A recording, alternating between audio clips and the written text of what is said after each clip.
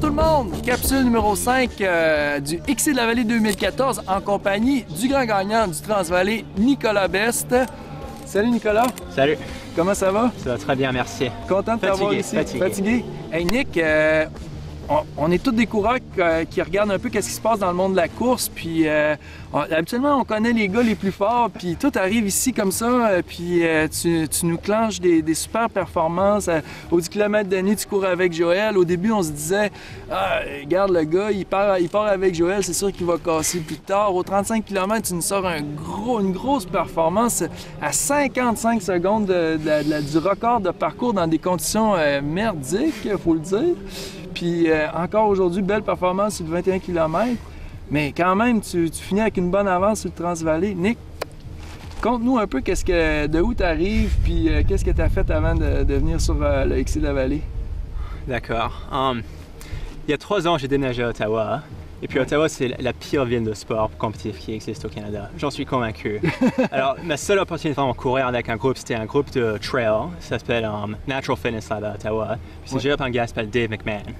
Puis parce que j'avais personne d'autre, j'allais courir là. Puis là, il me dit, juste va faire les courses de trail. Alors je faisais ça 3-4 fois la semaine, je courais dans les bois.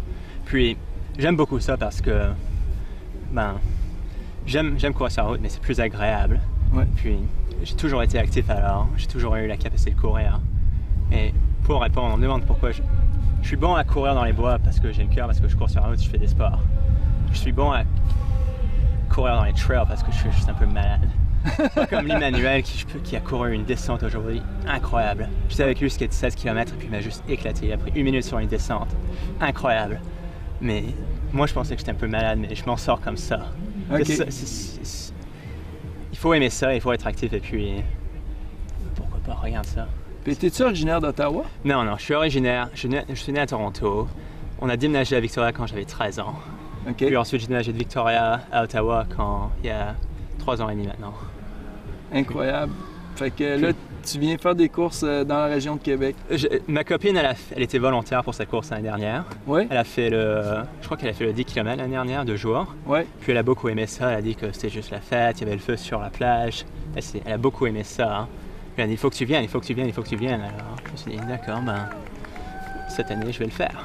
Hier, avec Joël, on était ensemble pour les premiers 15 km, et puis on échangeait tous les 2 km, et puis on allait à une vitesse pour battre le record. Oui. Puis ensuite, il a manqué de sucre, et puis ouais. j'ai couru seul, et puis... C'est ça, Joël, en fait, il a pris une bonne plonge. Ouais, il a pris une plonge juste devant moi, et puis moi, je l'ai vu se lever derrière moi. Hein. Alors moi, je me suis dit que j'avais 15 secondes d'avance. Puis je ne voyais pas derrière moi, mais je pensais, OK, j'ai 30 secondes d'avance. Peut-être j'ai 35 secondes d'avance, je me disais. Tu continues. Personne ne me dit que j'ai de l'avance, personne ne le sait. Ouais. Alors moi, je pensais que si je marchais sur une colline, qu'il allait me rattraper, que j'allais perdre. Okay. Parce que moi, je pensais que pour la nuit, je me suis dit, je mets des chaussures de course pour la route, puis je peux sprinter les derniers 500 mètres, puis je gagne sans problème. Ouais. Ensuite, Joël, il me détruit là-dessus maintenant. Qui me détruit pas, mais il est juste là, court tranquille, sont 3 minutes 30 le kilomètre, tranquille. Et puis je me dis, ma stratégie de course, elle est juste finie ici. C'est un coureur de piste à la base, Joël, ça fait que c'est sûr que sur le dur, il est assez solide. Le pire, c'est l'entraîneur de 2 de mes collègues de course à Ottawa, alors. Ah oui. C'est vraiment un tout petit monde. C'est vraiment un tout petit monde, c'est vraiment le fun. T'as-tu d'autres courses de prévues pour le reste de l'année? Ma course que je me concentre, c'est je veux faire le marathon à Toronto le 19 octobre.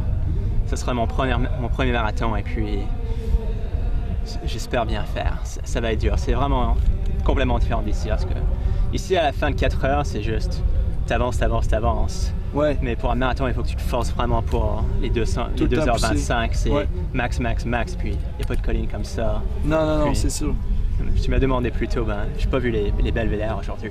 C'est la même chose pour le marathon. Ouais. Je vois rien d'autre. C'est concentration, et puis un petit bout, j'espérais que j'ai pas raté le chemin et pris le mauvais ou un truc comme ça.